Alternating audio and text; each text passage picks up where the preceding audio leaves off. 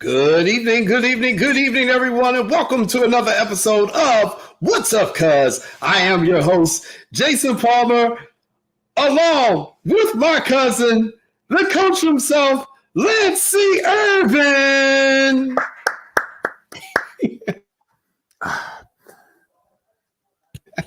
Cuz, how you doing? How you doing today? Man, I'm doing great, cuz, and I think I normally question your outfit, but I think I'm not gonna say that word. I think you've been out golfing from your attire. Metalwear? What's that? A metalwear shirt or something like that? That is a metalwear golf shirt that I am wearing today. You are 100% correct. I was out golfing today, out in Crete, Illinois, at Lincoln Oaks in Crete. I was out there golfing with my best friend. We did 18 holes his first time. So we took our time. We got through the course in 5 hours. As angry golfers are behind us waving, hurry the hell up, hurry the hell up. No, it actually was very light out there. People were very polite because it was his first time. So he had a great time. I had a great time. It's, spring in the Chicago area. What can you say? 50 degrees? That means you can golf, Lance. That does. But I'm sitting here I'm channeling my inner Bill Belichick. Can't you tell? Okay. Okay. You know why I'm channeling my inner Bill Belichick, right? Because when Bill Belichick drafts, they don't make mistakes in their draft. The draft is Thursday around the corner. So now I'm hoping maybe we could get an offensive tackle, maybe we could get a cornerback, a defense. I don't know, but I'm telling my inner Bill Belichick. When Bill step out, Bill walks out, his sleeveless hoodie on. see, you wasn't thinking like that because Miami, y'all have the cheetah, y'all have sports, y'all fine. We need help. Okay, I got you. That's not a bad idea. Well, hey, everybody, welcome to What's Up, Cuz. Like I said before, I'm Jason Palmer, my cousin Lancy Irvin, broadcasting live from the Chicago area. For those of you tuning in, and I know you're tuning in, you got plenty of places to tune in. If you're tuning in via the Sports Zone Chicago YouTube channel, we appreciate you tuning in there. Go ahead and like and subscribe to that channel. It gives you access to all the Sports Zone Chicago shows. If you are tuning in via Lance's Facebook live feed, even though I don't know if he put it up, but it's up. It is up. All right. Go ahead and chime in there on his Facebook live feed. If you're tuning in via the Sports Zone Chicago Roku channel, we appreciate you for tuning in on the Roku channel. If you've got a Roku and you don't have the Sports Zone Chicago channel on there, what is wrong with you? Hurry up. Go ahead and get the Roku channel on there. And if you are also tuning to us via the Sports Zone Chicago app, so you can watch us on the go. We appreciate you tuning in there. If you do not have the Sports Zone Chicago app, my cousin Lance, he's getting ready to tell you where you can get it. You can tune in at the iTunes store, the Google store, and the Amazon store. Please tune in. And like Jason said, please follow us on our social media accounts. And we'll love it. Hit like, hit subscribe. See, Jason is a big-time writer. So, you ought to be following my cousin anyway. You should be following Jason Palmer anyway. So we thank you for tuning in today, and I'm ready to get after it, Jay. I'm all loose. See, I'm ready to go. See, it's something to be said about. Matter of fact, Jay, I think I'm gonna start coaching on the sideline like this. I feel comfortable. I'm gonna start dressing. Need to get about 10 of these. Just get more casual. All right. So, thanks everybody for tuning in. Later on today, we've got an interview coming up with a Chicago native, a 4-time NCAA national champion in the sport of volleyball. She is currently the associate head coach at the University of Missouri with their volleyball program. Ariel Wilson is going to be joining us later on in the show. We did a pre-recorded interview with Ariel last week, and we're going to air that to you. It's about a 40-minute interview, and she's got some nuggets in this interview. So that is going to be our interview for tonight. Lance and I both have some commitments this evening in the Chicago area that we need to get to. So we recorded our interview with Ariel, and it's a really good interview. If you have children that play volleyball, you definitely are going to want to tune in to listen to hear what she has to say. But it was a really, really good interview, and we look forward to that at the near the end of this show. But hey, right now it is you and me. Hello to all our fans who are out there watching. We know Armando is out there. I'm sure G is probably out there somewhere. Malcolm is probably out there somewhere. Vernon's probably out there somewhere. Say hello to all our good friends.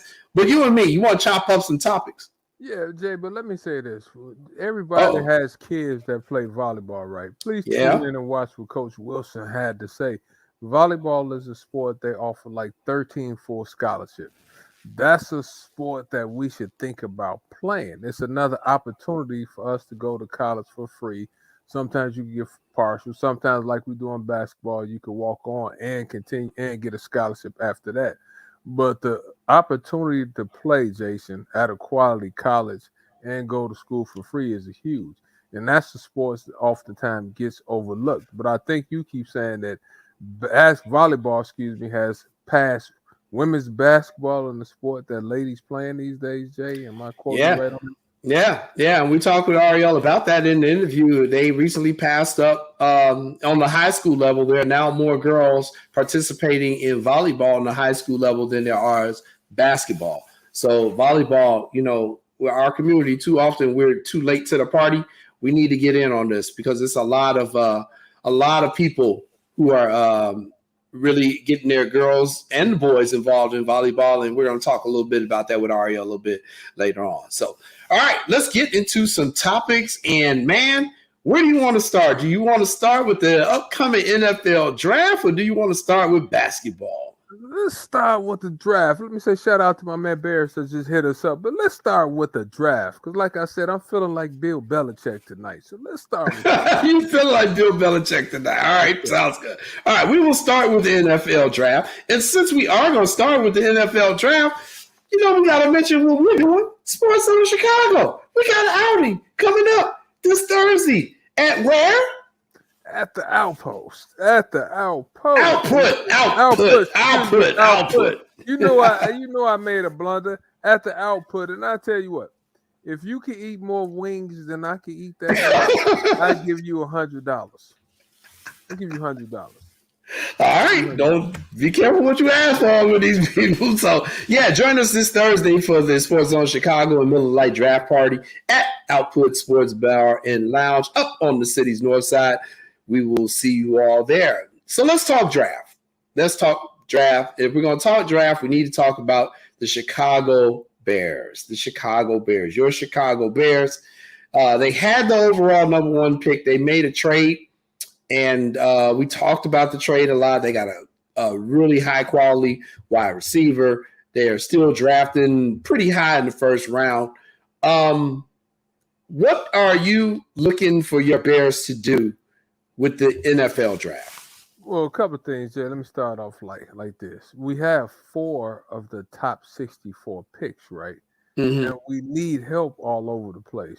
I think the offensive line needs help. The defense, we got rid of all our linebackers last year.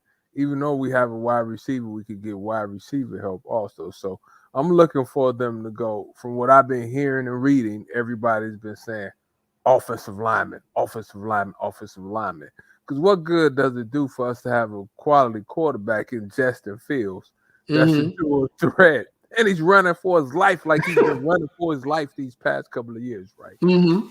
Hopefully, listening to you, listening to Sean, I think Sean said offensive line. I think last week you said offensive line. Right? So I'm going to chime in with you guys and say we should probably take an offensive lineman. I know people have been talking about Big Perry Johnson out of the Ohio State University. Winsky from Northwestern. He's big. He's powerful. So let's see who they pick. I've been reading about Johnson lately because they said he was an All-American. He's prototypical lineman. Jay's like 6'4", long arms, big and nasty up front. So hopefully I'm going to jump on you and Sean's back and say we should take an offensive lineman. So hopefully we will. What's your thought, sir? I agree with that. And, think about these mock drafts, which is, so funny. You see so many different scenarios. So some people have the Bears taking Jalen Carter. He's a defensive tackle out of Georgia.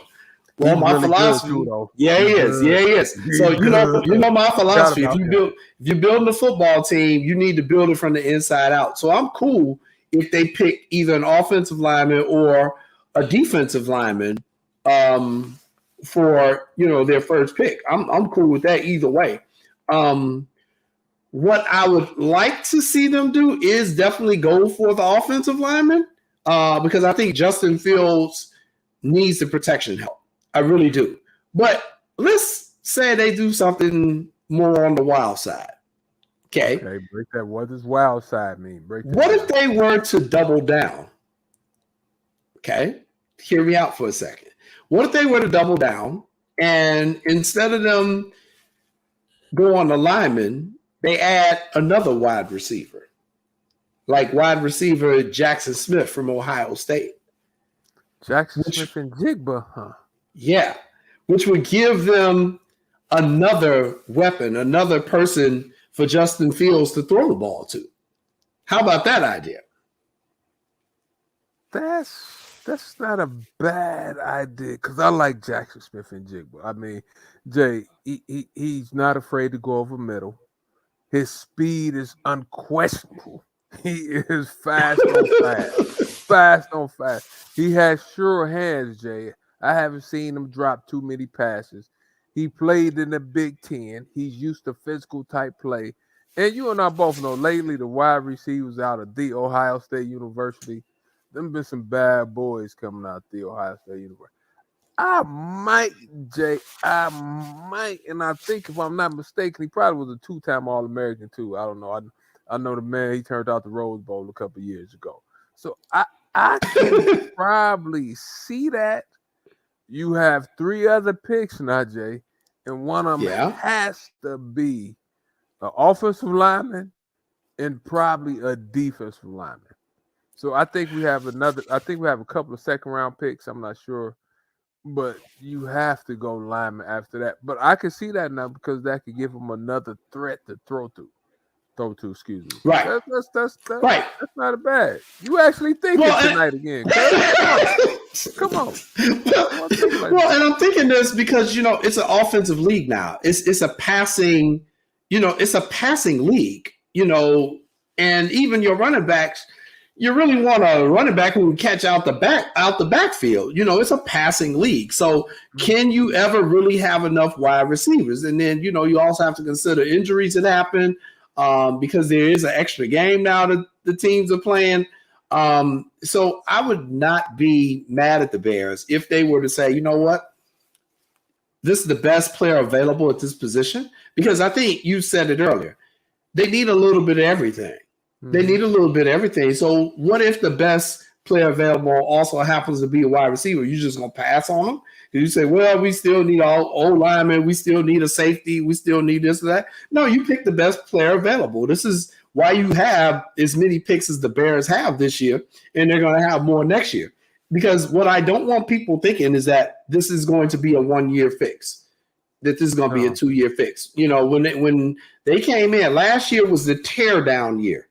That last year was to go down and last year was going and break the thing down to the studs. Now you're building it back up. Give Ryan Poles 2 years to build. Give him 2 years of draft, not 1. That's what I want everybody to understand. Give him 2 years.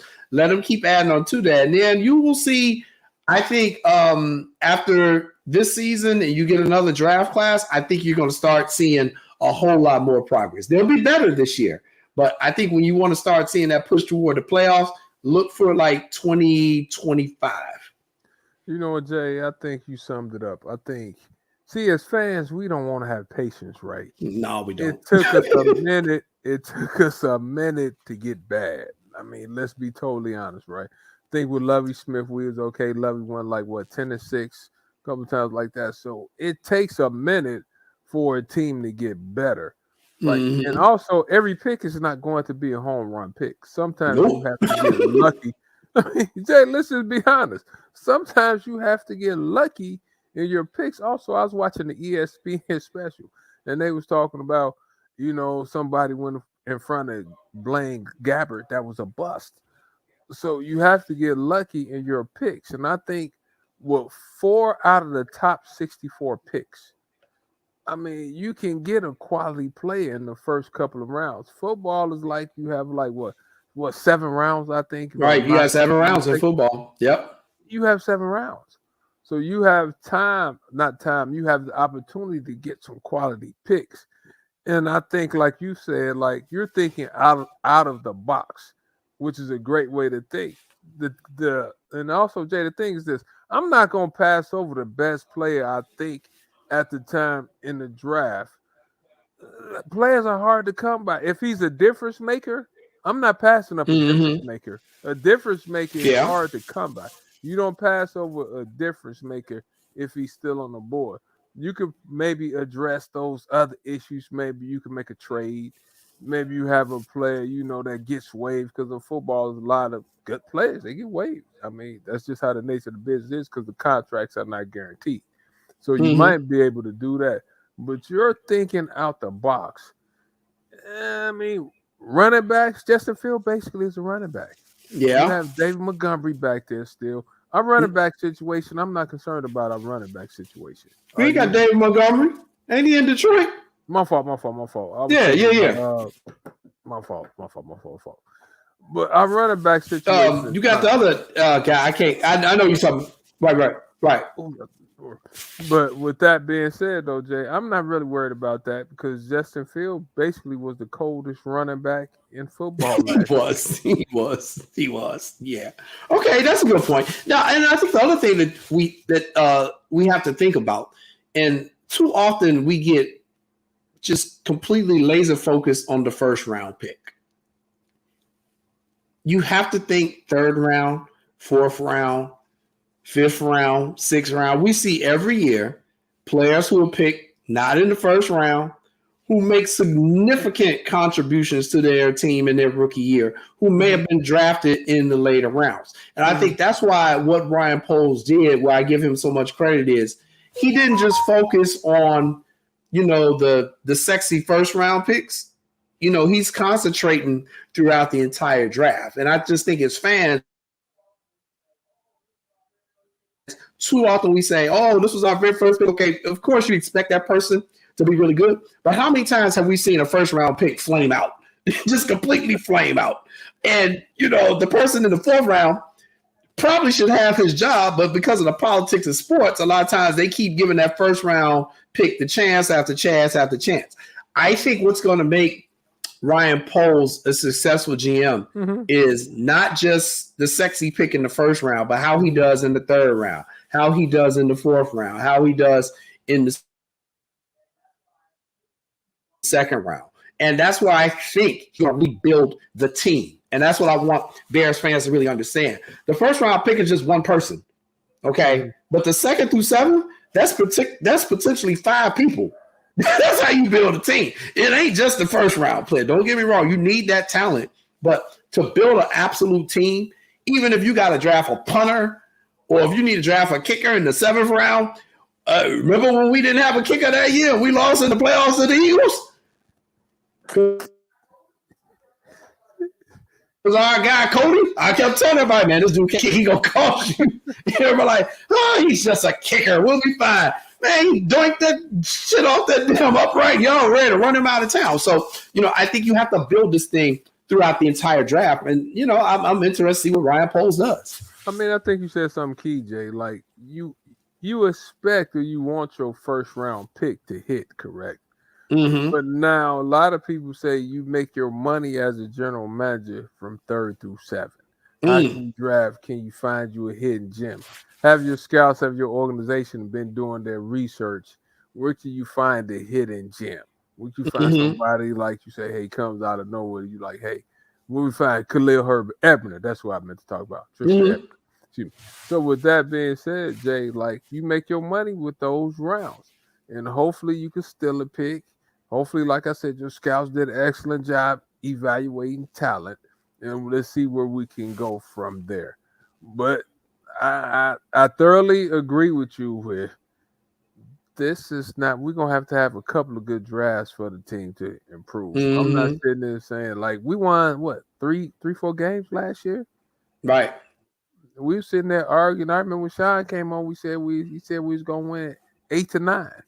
We ended up winning 3 to 4, and I get it. They blew the team up, so of course we didn't win the amount of games that we thought we should win. So I'm here, Lance. So last year we came on. I did say they're going to win 8 or 9 games. Okay, And if you look at it, the Washington Commanders game, Darnell Mooney catches that on the goal line instead of double clutching it. All right, that's touchdown, game over. We win. That's 4 wins. Okay. Cairo Santos misses the extra point. I want to say, was it the Dolphin game or the Dolphin game? He misses the extra point. We lose by the extra point. That's 2 games. That's 5. Okay. Oh, I had to mention that team. Thanks. Amir Smith Marset. Okay, that particular when he was with the guy from the Vikings. All right, I'm not saying we would have won the game, but what I'm saying is that we had a chance to go down to win that game.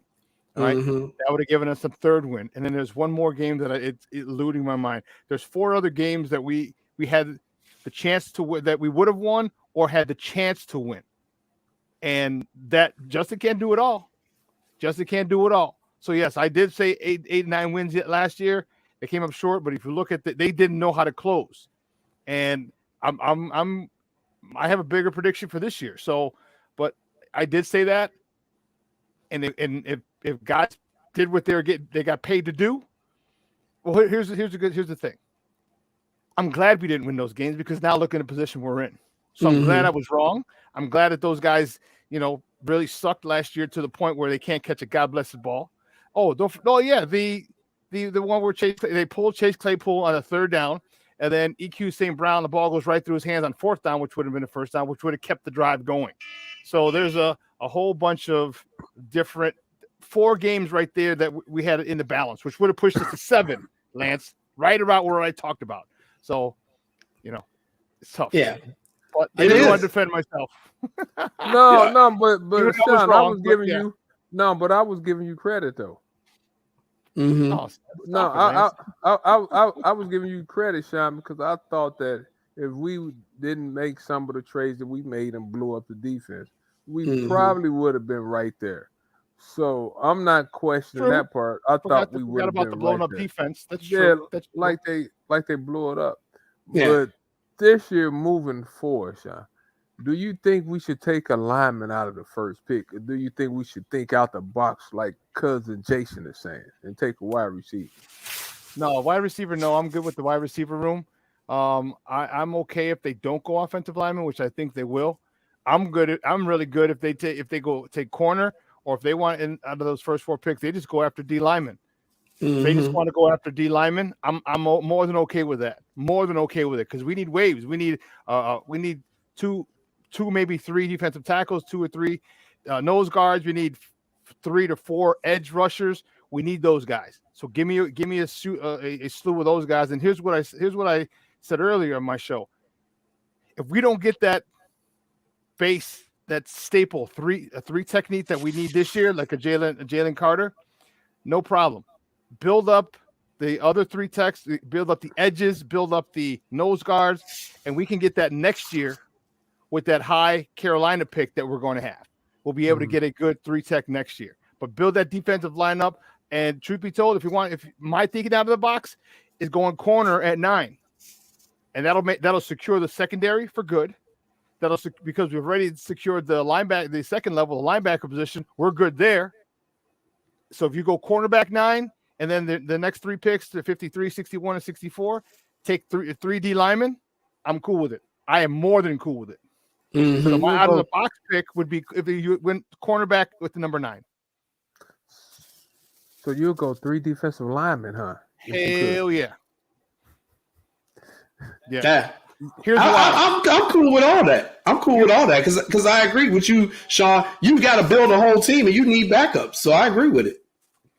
The thing, and here's the thing: is you saw how good those guys were that the secondary was last year, and this is without a pass rush.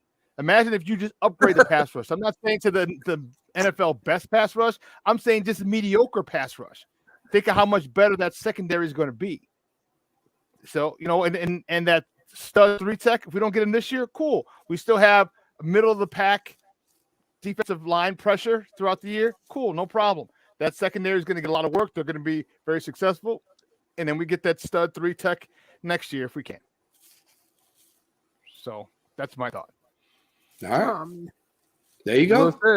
So since you saying your thought,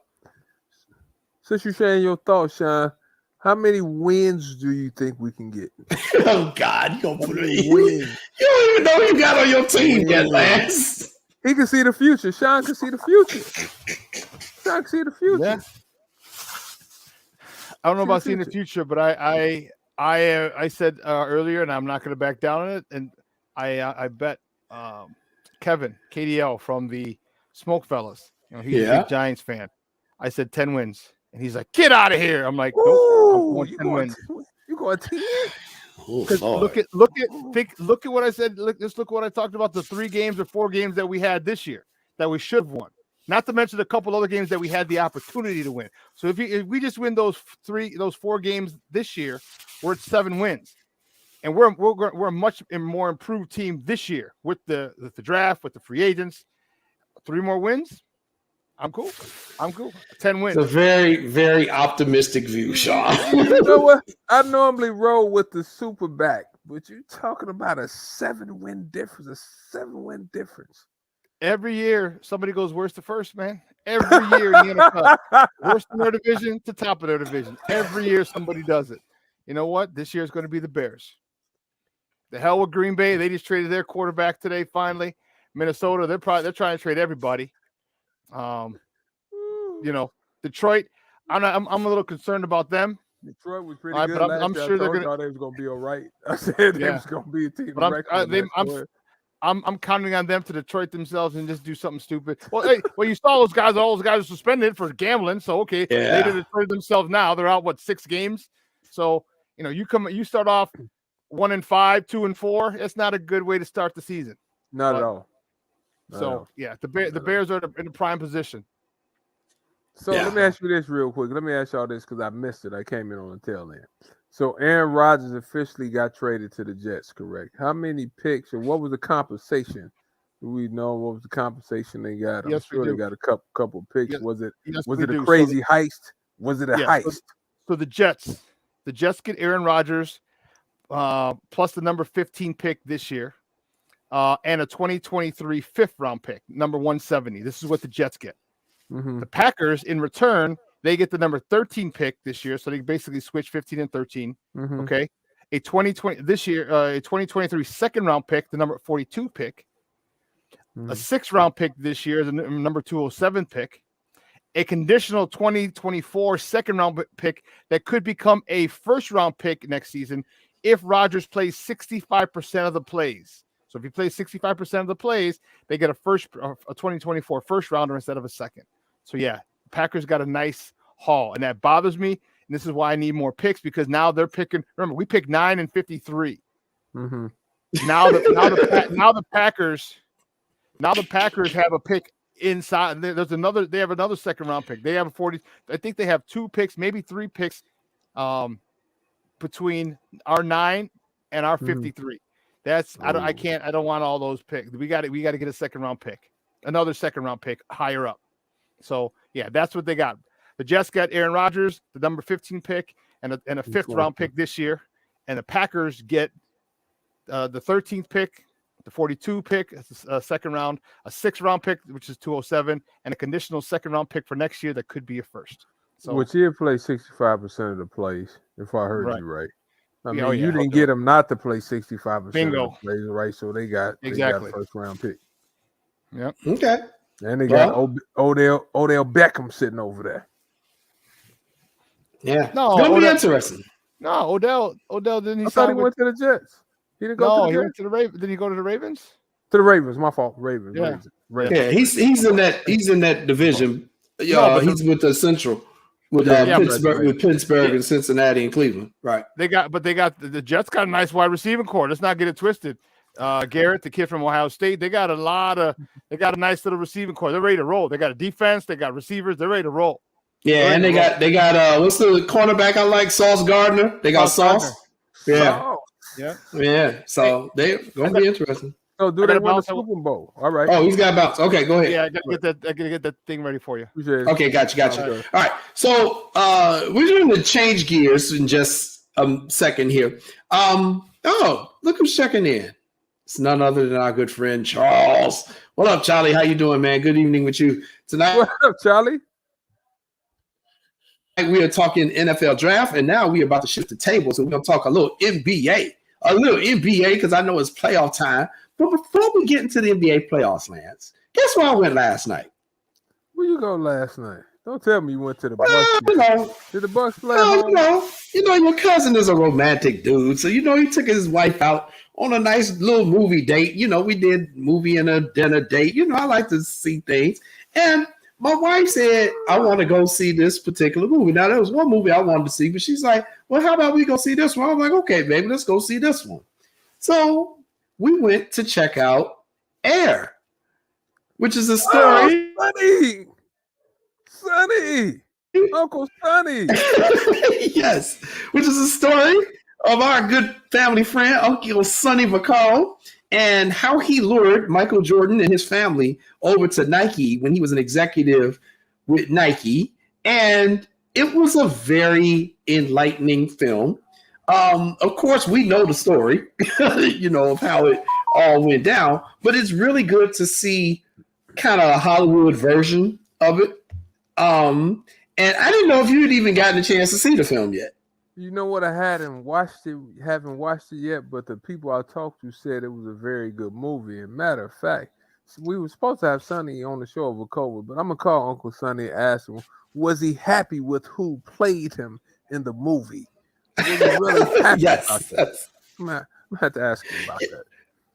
Yes, we have to ask Sonny about that. We got to try to get Sonny on the show. I know when we first came up with What's Up, Cuz, the idea, Sonny was like one of the first people on our list, but he had a couple of health challenges. We had some things we couldn't get him on at that time. We gotta get Sonny on this show. We've been on 3 years and we had Sonny on. Yeah, we got it, because Jason, all the history and the knowledge that Sonny has, like Michael Jordan is just one of the few things he's done. Like, he was instrumental in getting all the basketball coaches these Nike contracts that paid him a boatload of money. So with that being said, everybody said the movie was great. Ben Affleck and Matt Damon and those guys, Jay, they I'm hearing the movie is really good, and you said it was good, huh? So I need to go watch it ASAP. It was good. It was really good. And, the wife is not the biggest sports fan, but, when she likes a good story, so she enjoyed the movie. I enjoyed the movie. And, she knows his son is his family for us. So, it was really good to see it. And I actually didn't know the movie was going to focus that much on Sonny. But, and I'm not going to spoil it for anybody. I'm just going to encourage people to go out and see Air. It is really good. And Michael Jordan mama ain't no punk. That's what I'm going to say. Matter of fact, Jay, I'm going to call Sonny when we get off the show and tell him. I'm saying that my cousin is a journalist, and he's very hard on the way he grades movies. Yes, I am. So he said I should do it. I'm going to call him. And I sent you a picture where I went for my date night, too. I just sent you a picture. I had a date night this weekend also. It wasn't as good as your date night, but it was okay. Yeah, you went. I saw the pictures. Your wife posted the pictures. You were out with our girl Kelly Bond from Southern Illinois. Yeah, I was out and I ran into a guy that I was like, "What's up, my man?" He's like, "What's up, Irv?" I was like, "Man, just coming out here seeing if you can still sing a little bit. That's all." It wasn't I think I could sing better than him. Now, it wasn't like I saw my man Morris Chestnut or somebody. This other guy was cool. He was cool. And who was this that you think you could sing better than again? Man, the guy. Brian McKnight was okay. I think better than me. I would have rather went to the movie like you did to see what Uncle Sonny was talking about. But I had to take the wife out. I'm not really tripping. I'd rather go see Air, but this guy was good. So you gonna out-sing Brian McKnight now? He was good, Jay. When he was blowing the note, I went to blowing the note. And Paula turned around, looked at me like, "Boy, you gonna mess somebody's video up? Shut up." Yeah, that's all right though. Listen, I would have rather see Air like you did. So we should have flopped. We should have flip-flopped. You could have went to see Hank with Max, and I could have went to see Uncle Sonny. But that's all right though. That it's okay. We both listen to our wives. That's why we're happily married. So you just do what your wife tell you to do, fellas. I guarantee you, 9 times out of 10, you're probably gonna be in a better spot. So the movie I want to see is probably pretty good too. I want to see the one with the brothers, the classical musician. Oh yeah. I wanted to see that one. So we're gonna see that one again. But she was like, this Air thing, it could be interesting. I'm like, yeah, I can go see Air. Let's go see that. So it was pretty cool. Sonny was a shrewd businessman. Also, I learned a lot from listening to him and Pops talk. Right, and they know how to talk to people. But I mean, Sonny's like Lance is always business. It's never personal. So he said, he told me one day, Jay, I don't have to like you to do a good business deal. I don't have to like everybody I do business with. If the deal makes sense and it's gonna make a lot of money, I know how to watch you, and I pay people to watch you. But I'm really gonna, Jay, but I'm gonna call him after you get off air, and I'm asking him about the movie. Yes, we got to get Sonny on. Sonny is gonna be a hilarious guest. We got to get Sonny on the show. We got to get him on the show. You knew he was on the NC2A's ass. That's all I'm saying. We know. That's kind of in the movie too, but we're not gonna spoil it. But hey, let's talk a little bit of the NBA playoffs. They're currently going on. Who surprised you so far in these NBA playoffs? You know what, has to be the Sacramento Kings, right? I think people, they came in, I want to say, like, they playing the Golden State Warriors, right? And I think most people thought that they were going to get swept. They had a 2-game old lead, and I think it's the series tied up as 2-2, if I'm not mistaken, or just 2-1. But the problem is they should have won it last night, Jay. They had an opportunity to win the game. They had the ball. They was down 1 with like 7 seconds left, and shot just didn't go in. And Harrison Barnes took. But the problem now is De'Aaron Fox like fractured his finger or something, so he's doubtful for Game 5. But I think that series, those has been some excellent games in that series. So I think the Kings are showing people that, hey, even though we young, we giving the Warriors fits. Those games in Sacramento, that crowd has been unbelievable. Like those games and those young fellas really been putting on the good. Like I said, De'Aaron Fox has been doing good. Harrison Barnes been doing good. We just need some bonus to come out and be a little bit more consistent than what he's been. But with that being said, those are really good series. And I tell you what, that's Steph Curry, man. People always talk about he can shoot, but Steph Curry is a showman too, Jay. Right? Like I don't know if I can take him hitting the 3, turning around. I mean, doing it. I mean, CJ, that dude right there. But anyway, that's it.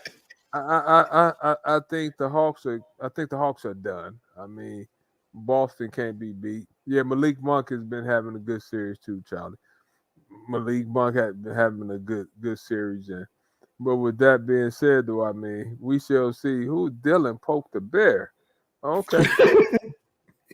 I mean, if you gonna talk that talk now, hey, if you Dylan Brooks not talking that stuff to Brian, but like Dylan Brooks said, see, here go the thing about Dylan Brooks tripped me out, Jay. I don't know if you saw it. He called LeBron old. He's old.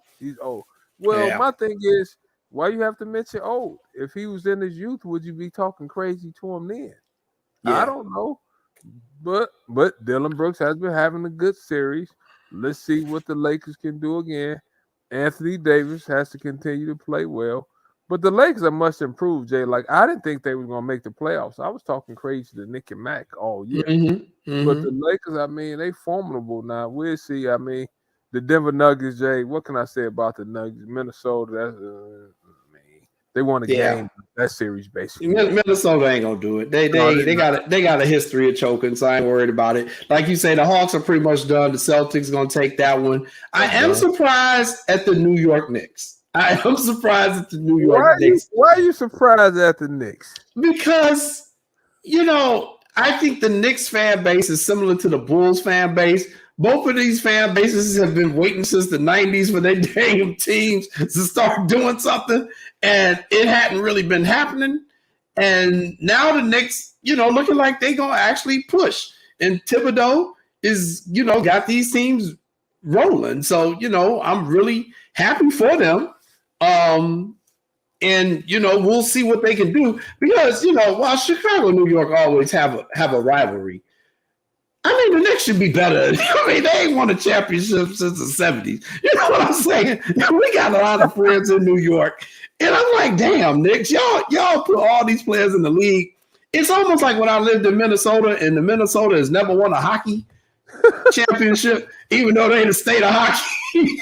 It's like New York is full of ballers, and the NBA team has been terrible. So, I'm happy for New York. I got a lot of good friends in New York, and I hope the Knicks continue to do well. And they got Jalen out there, and they got your guy. They got Jalen out there as well. So, we'll see what happens, man. They got some Chicago flavor on that team. I think the thing in that Knicks Cleveland series is that Jalen Brunson, like you mentioned, has put his stamp all over that series, right? Last game he came out and had a really big first quarter. RJ Barrett stepped up and had a really good quarter. First quarter too, and having a decent series. My thing is Cleveland though. Like, they have to play better. I think the first game when they played the Knicks on the road, they got ran out the gym. Mm-hmm. They really did. This series is going to depend, Jay. That series is going to be, can Darius Garland be as good as Jalen Brunson has been during that season? If Garland steps up, that series might go 7. If he doesn't, it's over with. Over with. I agree. Well, it's definitely going to be fun. Also, the NHL playoffs are also going on. We'll talk a little bit more of that as they get kind of closer to the end in the coming weeks. But, NBA playoffs is the best time of the year. So, all right, we are going to take a commercial break. And when we come back from our commercial break, we are bringing on this week's guest. She is a Chicago native. She is the associate head coach at the University of Missouri for their volleyball program. She is a proud alum of Proviso West. No, Proviso East. I'm sorry, not West. I'm about to get us in trouble. Proviso East. Proviso East. And she was so happy and gracious with her time and excited to do the interview to speak to her hometown. So our interview, Ariel Wilson, is coming up right after this commercial break. Lance, take care. I will see you next week, cuz I know you got things to do. Stay tuned. You're watching What's Up, Cuz. What's up, guys? It's your boy, the Superback, Sean Sierra, and I want to let you know that Sports Zone Chicago is hitting the streets. Come hang out with your favorite Sports Zone Chicago personality at our live broadcast at the Sports Zone Chicago Draft Party on Thursday, April 27th at Output Lounge, located at 1758 West Grand Avenue at 6 o'clock. Join us for the best wings in the city, a live show, and an all-around great night because you know how we get down. So don't meet us there, beat us there. And we'll see you Thursday, April 27th for the Sports Zone Chicago Draft Party at Output Lounge, located at 1758 West Grand Avenue in Chicago.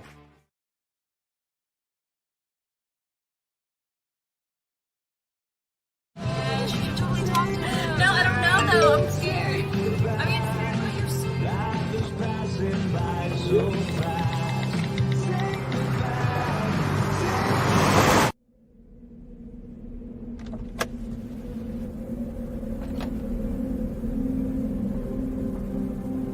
Do you know that you're in my lane?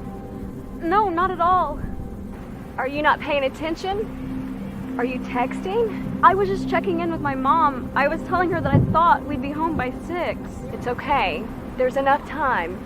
Just pay attention. I'm not even halfway through my text. There's no way. I'm not even going to look up. My babies are in the car. You have to pay attention. It's just supposed to be a quick text. I'm so sorry.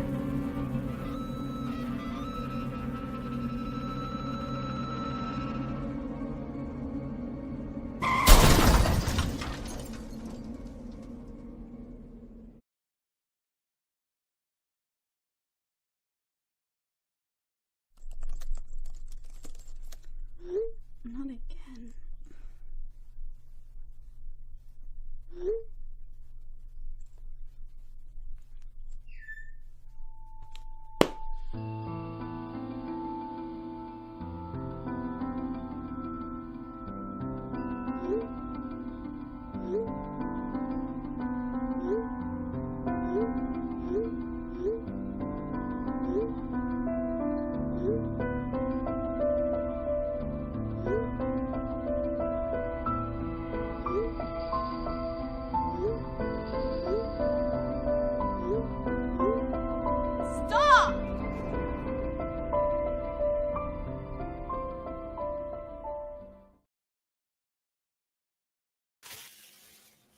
Welcome back, everybody, to What's Up, Cuz. I'm your host, Jason Palmer. Cousin Lance has some business to tend to, so I'm going to stay with you here to the end. And thank you to Steve Weekly, who helped us get this interview set up that we're getting ready to bring to you now. Last week, I should say, Lance and I had a great interview with Ariel Wilson. We both realized that volleyball is starting to become a really big sport in the United States. And one of the reasons why Lance and I created What's Up Cuz is that we are trying to give information out to our community. Obviously, our family is huge in basketball. But the thing about the Irvin family, we've loved all sports. And we try to encourage the kids from our communities to play as many sports as they humanly can, because you never really know what is your sport until you try it. So if you are a great swimmer, if you're a great golfer, if you're a great cross-country runner, all those things you can learn life lessons from. And volleyball recently passed up girls basketball as the #2 high school sport for females in the United States. And myself being a volleyball referee, I want to see more kids from my community playing this sport. And a lot of that is going to be us getting interested at a younger age, us making sure the players have the equipment, us making sure they're getting the proper coaching from our community as well. So we really were happy to get Ariel Wilson to come and do this interview for us. And she's got a lot of valuable things she's getting ready to talk about. So stay tuned. And here's our interview with Ariel Wilson.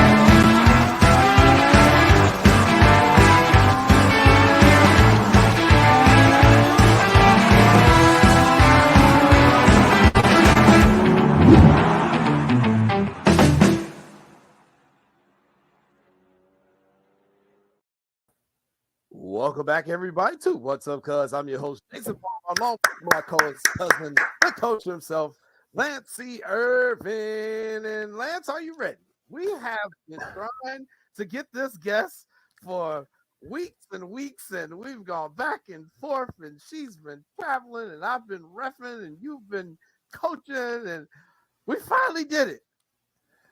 Jay, you see the smile I have on my face, right? And I normally smile, but I'm cheesing. I'm cheesing for this next guest. And Jay, you know I love the sport this next guest, coach, but I'll let you do the introduction. But I can't wait to ask some questions. Well, you know I love it too, because it's how I get a whole lot of my money. Volleyball. So God bless the little girls playing volleyball and the boys now. You know, we wanted to get us another volleyball coach. We thank Coach Brandon Reeves when he was on about a year and a half ago. But I was like, you know, this is probably the most prolific, one of the most well-known volleyball players we've ever come out of the Chicago area. She played out at Proviso East during high school. Then she went on to do really big things in college and got a championship. And now she's into coaching, and she's been coaching at a number of schools. I've been chasing her around. I thought she was in Tech. They're like, nope, she's moved on to Missouri. So now I had to contact Missouri, which we have a bunch of family ties there. You know, I know you used to coach there with Quinn Snyder. Byron played at Missouri under the Hall of Fame coach Norm Stewart. So she's at Mizzou now, and I've reached out to them, and they're like, she would love to do the interview, and we were finally able to nail this interview down. So, you know, without any further introduction, let's bring on our next guest to What's Up, cuz she is a part of the coaching staff at the University of Missouri in Columbia, Missouri. Ariel Wilson. Ariel, how you doing? Welcome to What's Up, cuz. Hello, how are you? Oh man, we are doing great. We are doing great, and it is so glad to finally get you on What's Up, cuz, and have you on our show. And I know you are happy to be able to talk to the people back home here in the Chicago area. Yes, nothing like home. Nothing like it. You know what? You went to Proviso East High School, and another tidbit: my mother graduated from Proviso East High School, so. You know, I love those Pirates most of the time, unless we beating them when I coach in high school. But with that being said, we enjoy you. Thanks for being on the show. Yes, thanks for having me. Yeah, no problem, no problem. So let's just start right there back in Maywood at Proviso East, one of the best high school gyms in the state of Illinois, by the way. Ariel, how did you get away from basketball and flip to volleyball in high school? How did they make that happen? Well, volleyball was year round. And so I definitely did basketball and quickly realized I really just enjoy volleyball. Non-contact, you can be aggressive, you could be, you can dress up, you can look cute, you can wear your makeup. The clothes are extra tight, like it's just everything. And so I definitely play year round, the sport, and then also basketball as well. So she followed the path of your daughter, Lance Irvin. I was just about to say that, Jason. And the young man sitting on the screen with us, I have a bone to pick with him. But now my daughter played basketball too. Then she stopped to play volleyball for some of the same reasons that you said. And I think she was, I'm not going to use the word stressed out, but she just gravitated towards volleyball. Other than those things, was there anything where you like, hey, I could make money playing volleyball, which you eventually did, or what else was like, man, volleyball is the sport? Honestly, AAU, I think, just gives you a better grasp of the competitiveness. You're playing against the best in the country. You're playing against the Gatorade Challenge winners or whatever it is, Gatorade Players of the Year. You're playing around the world. And so seeing that, I know basketball, you can do that too, but seeing that and like being able to talk to college coaches and just see what they have to offer was everything. I never thought I could make money off of volleyball. It just kind of fell into my lap. I knew a young lady that played at Milwaukee. And so her mom said she got a full scholarship. And so my mom was on it as far as trying to put me in the AAUs. And my daughter, when she first was playing, it really wasn't too many of us playing. Did you, when you first started playing, did you feel like you was isolated, or how did you feel being probably one of the few that was playing AAU? Definitely. I think it definitely has changed over the years. You're seeing a lot more teams that are very diverse. You're seeing even teams that have a ton of Blacks on it. I think that it definitely, I was the only one on my team. And so it was okay. Like I just needed a team to play on. They put me in the middle, and the rest was history. So I just really appreciate the club that I played for, and Sue Keck, she's actually still the director of the club, First Alliance. We were originally Lions Juniors, and then they turned into First Alliance, and it was just a powerhouse. So it's been really cool to be a part of that program. First Alliance is a really good program. My daughter's teammate, Alana Walker, ended up playing for First Alliance, and Danielle, they also play for First Alliance. That's a really good program. But talk to us about what it means to play club, because I tell a lot of people all the time, like when they play in high school, you need to find a club team. Talk to us about the benefits of playing club. I definitely think that it is a way to get exposure, especially if you are wanting to play at a high level, which is college. And through college, you can also play, professionally. So they do have professional volleyball now in the States even, which is phenomenal. Before they didn't have that, you had to go overseas. But I think playing AAU just puts you in the mix of conversation with college coaches. So for instance, me playing AAU out of Proviso East, I was able to bring college coaches to the gym so that they could watch my team play. And whether the level was great or not, it was still a great way to have exposure and to be seen. Yeah, without a doubt. I think, the rise of club volleyball, Ariel, especially since you've played from there now, it's just absolutely exploded.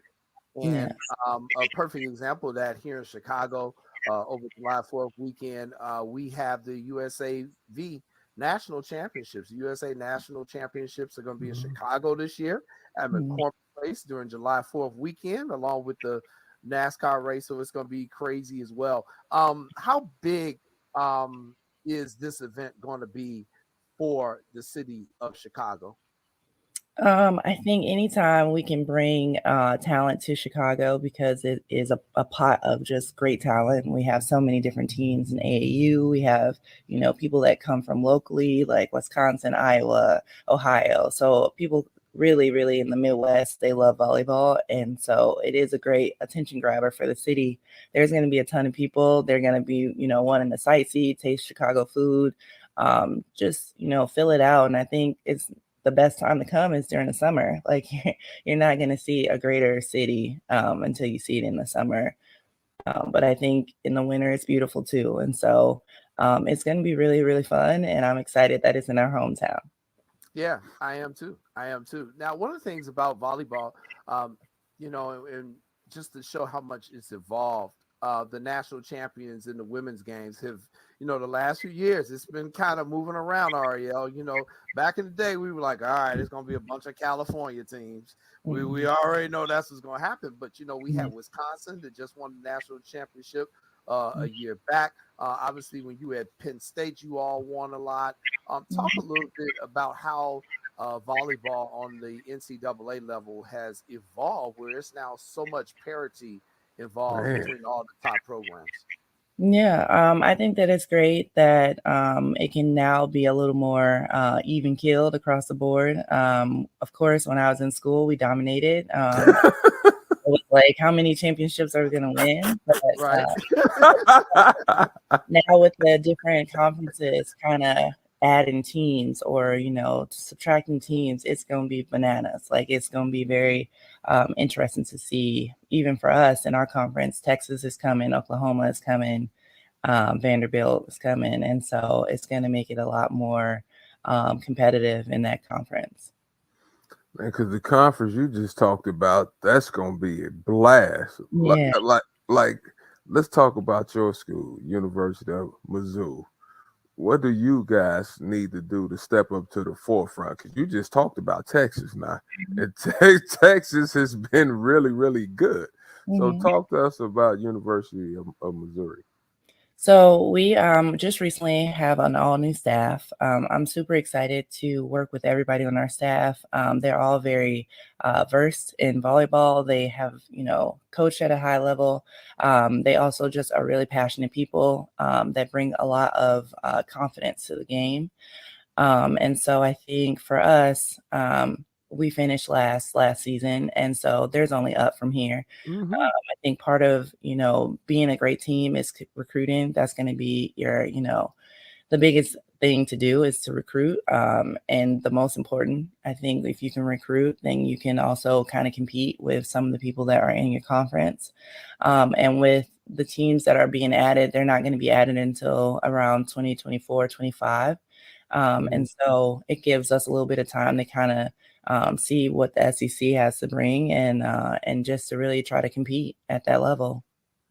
And you just missing some stuff. And I get these two questions all the time about volleyball. The recruiting aspect of volleyball, right? Would you tell the people that volleyball has full scholarships? I get that question all the time. Do they have volleyball scholarships? Yep. So we have 12 total. And men's usually doesn't have full scholarship.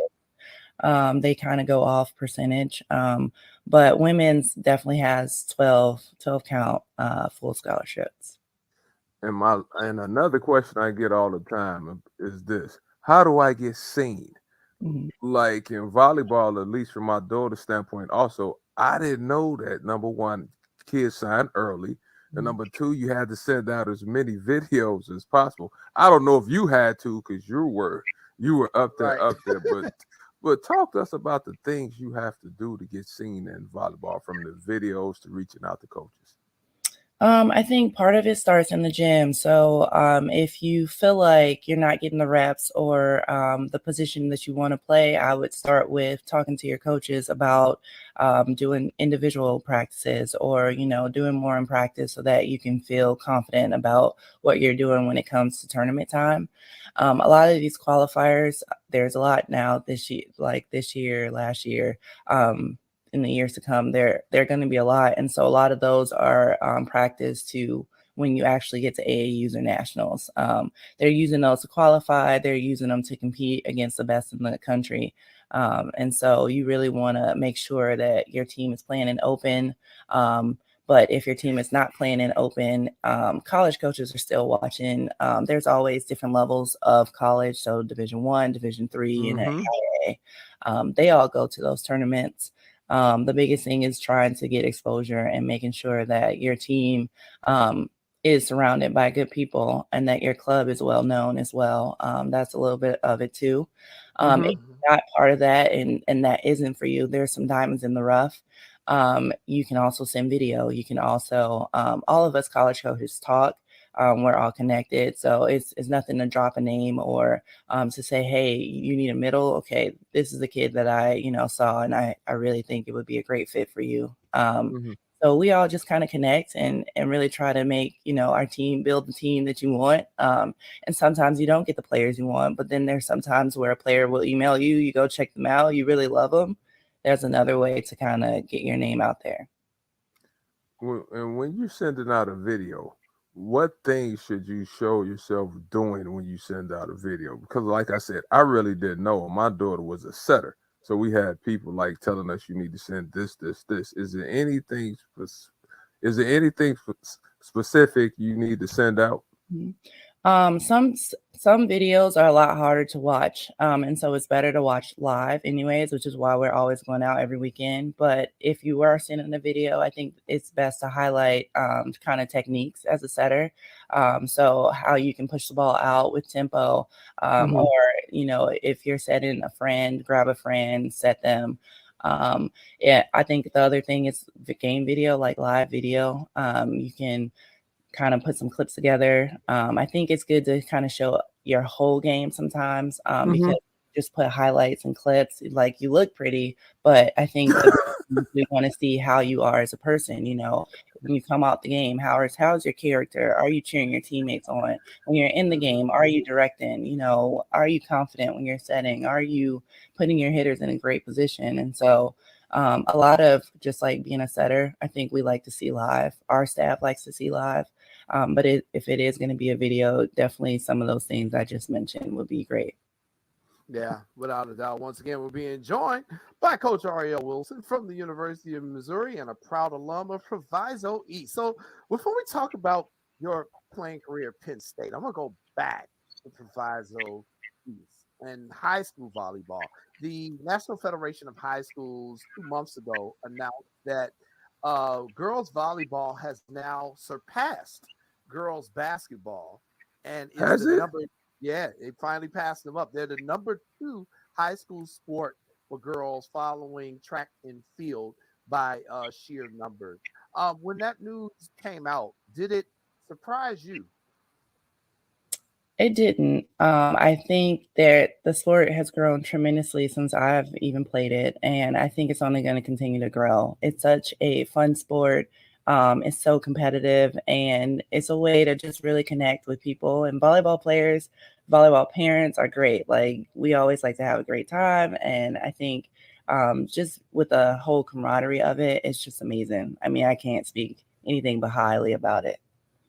Yeah, I think I agree with you, Ariel. I think the volleyball culture is just different. It's so unique. And, when I started refereeing 16 years ago, God, that was a long time ago. Well, I started refereeing 16 years ago. I was kind of new to it. I had ref basketball, I had umpired softball, and then I got into volleyball. I was like, you know what? First of all, these people like to party no matter where they go. Man, the dancing and... They love to party, and the players have just such a good time on the court, and it's a very welcoming community. And I think the more people get exposed to it, the more people are really going to get into it and get involved. High school volleyball here in Illinois, obviously we've had the big time programs, the Mother Macaulay's, the Lions Townships, the Marist. The Whitney these are Youngs. big high school programs, but the Whitney Youngs in the city. From when you played in high school, what is your best memory of high school volleyball? Best memory. I don't know. I think I think my high school could have did a better job of taking actual stats. But I know that Proviso East is known for basketball and football, and so I think us getting new jerseys was the hype. To be honest, yeah, I really fought for that. I think more and more girls started playing club, and so the level raised. But we never made it to state or anything like that. And so I think playing against some of the people that were going to states was pretty cool too. Mm-hmm.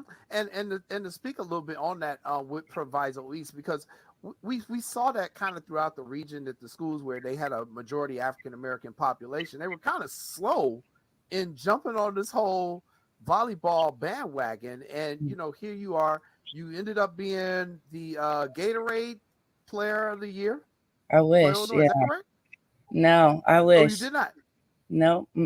I thought you meant Alexi. There we go. Zimmerman was better. So you should have won the award then, what you trying to say, but go ahead, Jason. Right. The growth, but just the growth of the game here in Illinois, where we've now become one of the hot recruiting beds, for volleyball on both the girls and the boys side. What do you think Illinois is doing correct in high school volleyball to get the notoriety of our players out there and the teams out there? I think high schools are now doing a good job of recruiting some of those players and getting them to play on their, teams. If you have historically had a great team, like for instance the Mother Macaulay's, a lot of those players are playing club. They're playing club volleyball. They're getting the exposure. They're playing every weekend against the best of the best, and so that was something that my team was missing. Not enough of us play club volleyball. And when you play club, the level just increases so dramatically. Mm-hmm. Boys volleyball here in Illinois. We've had an explosion of the number of boys teams in recent years. We finally convinced the basketball coaches that your best basketball players should be playing volleyball. It's the perfect cross-training sport. You basketball coaches, stop hogging up all the damn players. So we've finally been able to convince them. And now we're seeing the growth also on the boys' side as well. Can you talk a little bit about the men's side of college volleyball as well? Even though you're in the women's side, we're seeing that growth also on the collegiate level as well. Yeah, I think more and more guys are realizing that it's not a feminine sport. You can be just as aggressive and masculine playing volleyball. There are some of the most amazing guys that play volleyball. I don't know, they're competitive, they jump well.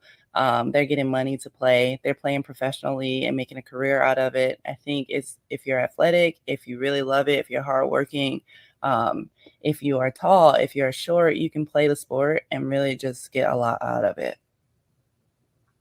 I recruited a young man that ended up. Yeah, I agree. His name was Kyle Caldwell. He ended up playing for UCLA.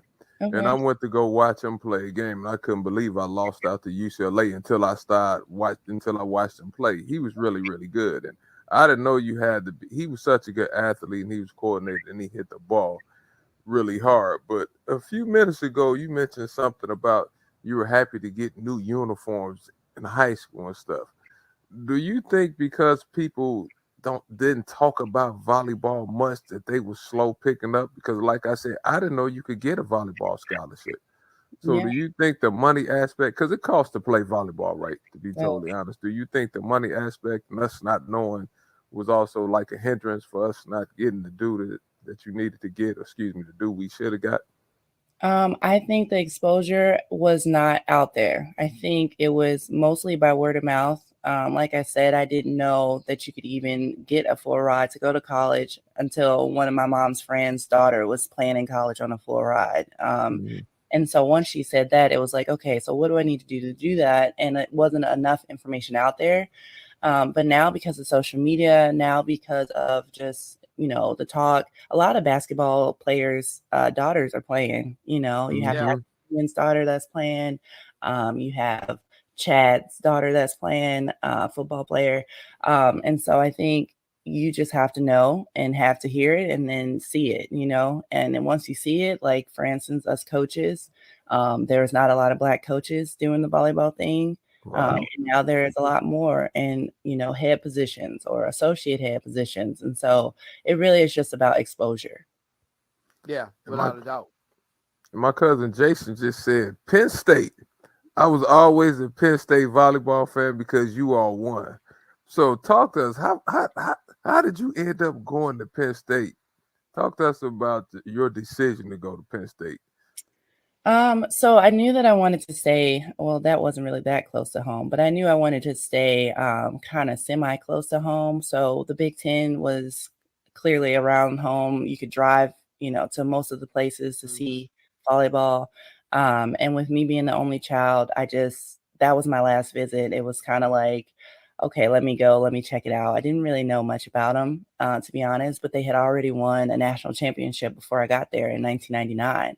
And so I didn't realize what I was walking into, kind of a naive situation, but I actually was going to commit to Purdue.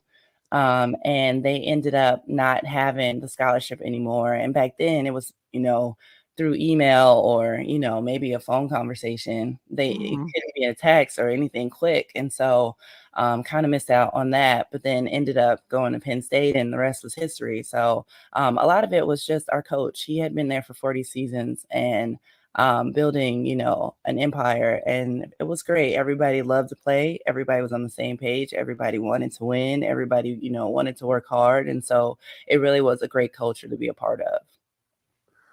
But you walked to Penn State normally was loaded, right? Did you have any second thoughts when you went in? Because you was going to have to battle. Mm-hmm. Were you like, okay, I'm going to go in there and take somebody's spot? Like, what was your mindset going there? I've always been about just working hard and trying to be out there. I like being in the spotlight. I like the challenge. I like being not the norm, right? I wasn't a Gatorade player. A lot of my teammates were. And so I knew coming in, I really had to step it up. And that was a good goal. Like he asked me, do you want to be here? Do you want to play? And the answer was yes. Like I'm signing up. I don't want to be on the bench. I really want to compete for a spot. And so that is what I did. I'm sitting there smiling because you said he actually asked you, do you really want to play? Do you want to be on the bench? Oh my goodness. I mean, no, that's a great picture. You jump way higher than what I used to jump playing volleyball if I had your hops. And let me say this really quick. I asked my brother, my sister-in-law, Corey Irvin, and my brother, Mac Irvin, about you from a basketball standpoint. And they told me you were really good. But let me go back to the Penn State. You passed over Illinois. Wisconsin was really good back then also, right? They were. So you were like, visits. I went to Wisconsin. I went to U of I. U of I is probably one of the first that I went to. I didn't go to Ohio State. I didn't go to Iowa. Went to Michigan State. I went to Michigan. Purdue. I tried to hit every day. I think I even did Indiana. I'm not sure, but I knew that I wanted to play at a high level. And at that point in time, Big Ten was, the best of the best. So it really, now that Nebraska's in it, now that, other teams, Rutgers, all that stuff, it changes the game. And now that UCLA or USC is going to be in it, it's going to be crazy. So I'm really excited to see what the conference is going to be like. I am too. Let's also talk about another growth that we're seeing on the collegiate level as well. Beach volleyball right now. And the way the players can use beach volleyball to also get more playing time, extend their collegiate career a little bit. Talk to us a little bit about the beach volleyball phenomenon that is now starting to take over as well in college volleyball. Yeah, so I think they originally started where there was great weather, and then now they slowly have kind of put them in different places that don't have such great weather. But I think it's phenomenal. It gives the athlete another chance to compete. And with beach, it's only 2 people, right? And so you're really working on your whole total package of the game. And I think it only makes it easier for indoor when you come back because you've been working out on the sand, less impact, and now you can really jump out the gym when you come back. So I think it gives a lot of the players the versatility to do both, or just do one versus the other. And so it really just depends on the exposure. And I think beach volleyball has come a long ways. There's a lot more diversity, a lot more exposure of it. We even in Chicago have it, on our sand downtown, which is great. And I've even dabbled in a few tournaments with sand, and I think it's fantastic. Like, it started in California. They always have that 6-man thing going on, which is a little different than doubles, where it's like 6 people on the court competing for kind of the title. But it's been a blast. Like, you meet, different people out there that like to be outside. They enjoy, the sun. They enjoy the sand. It's definitely a different game. It's a lot harder. Yeah, and I tell people Misty May making a whole lot of money doing beach volleyball, without a doubt. And part of that is sponsorship.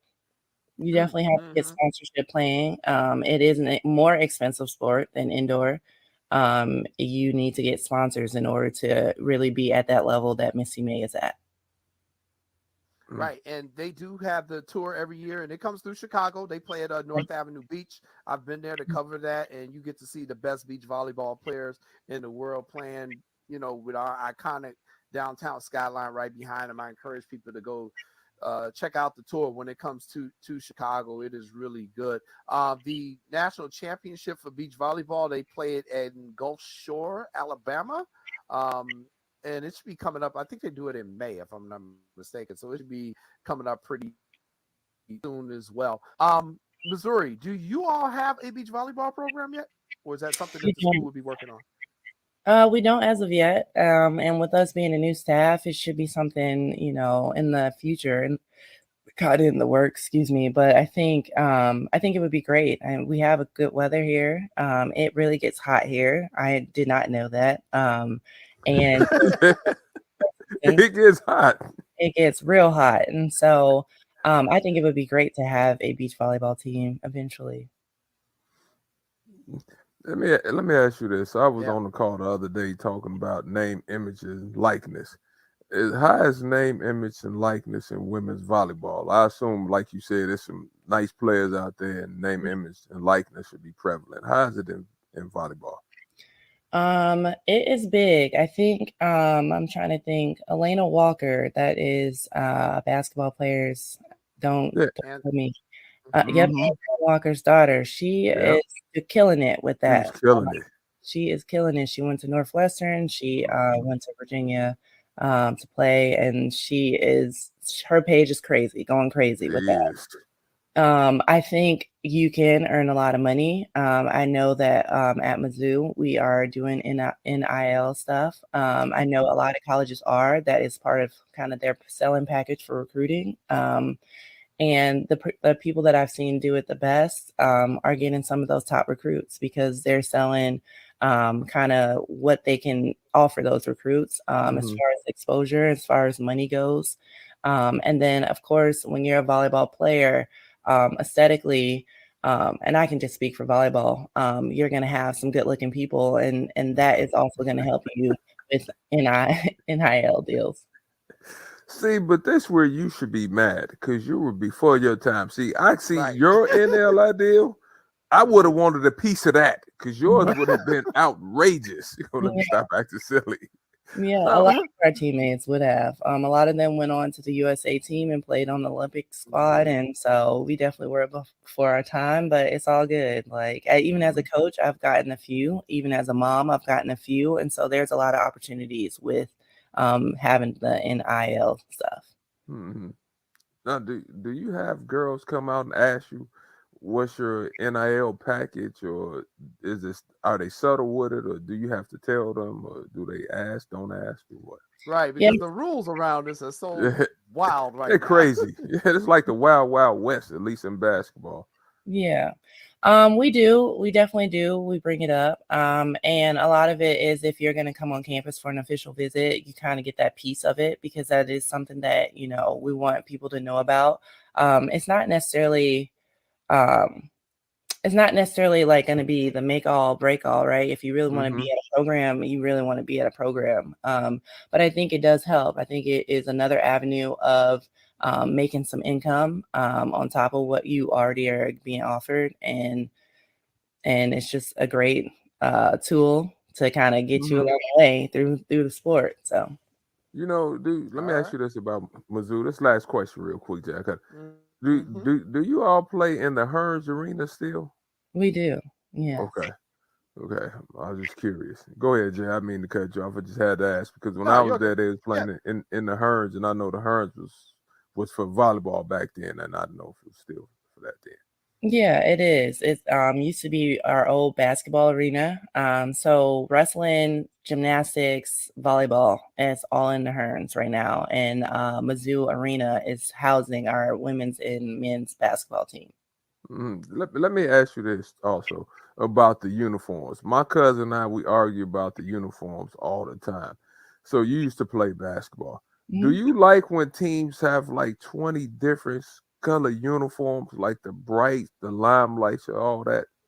Yeah, I think it's great. I think when I was in the ACC, we had kind of army fatigue jerseys. It's just another way to Talk to us. out I there. don't have any. Jay, I'm up. I'm And up 10-2 on you. I think it's cool if your university will Oh, let that's you do it. And see, we want to win in it, but I think it would be great to just get that exposure of different jerseys. yeah.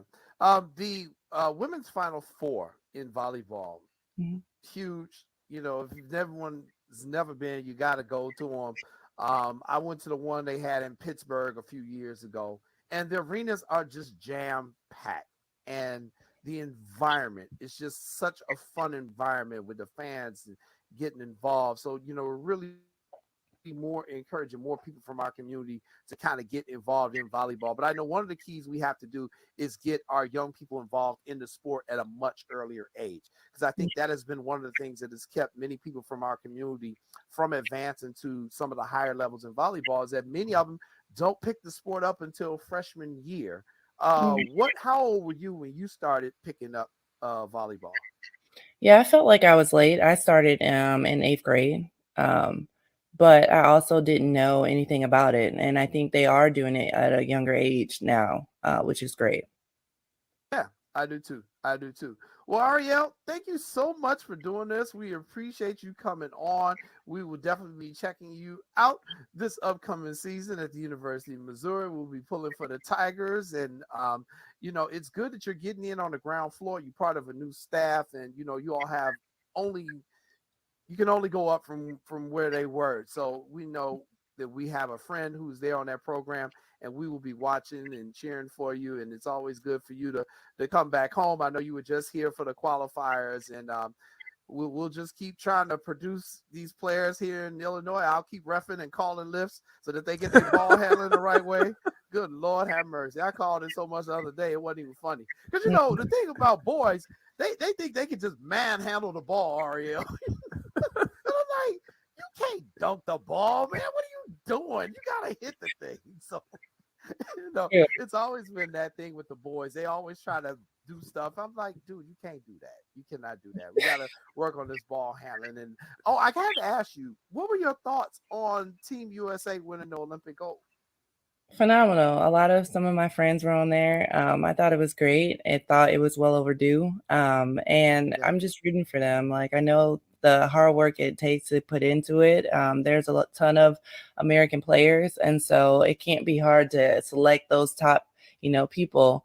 But the grind is real every summer. You have 4 years of quad, and you're, busting your butt when you come back from overseas to, in the summer to grind it out and to really compete.